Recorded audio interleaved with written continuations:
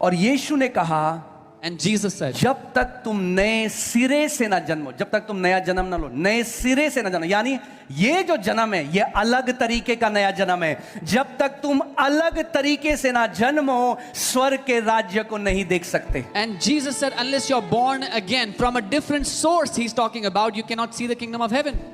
Put John 3:3. कितने लोग समझ रहे हैं मेरी बात को?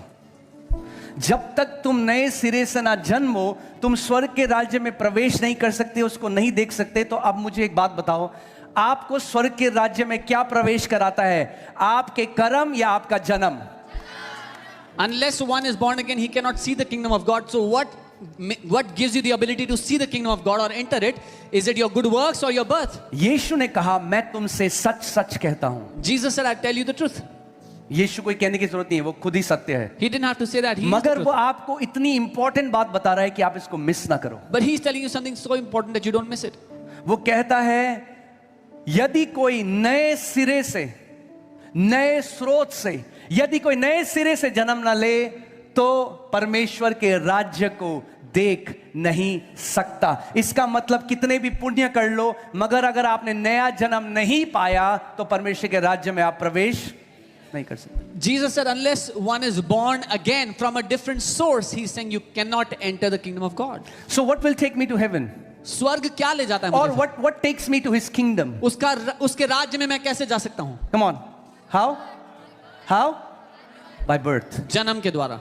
इसका मतलब That means मुझे नए रीति से पैदा होना जरूरी है। that I have to be born from a new source in a different way.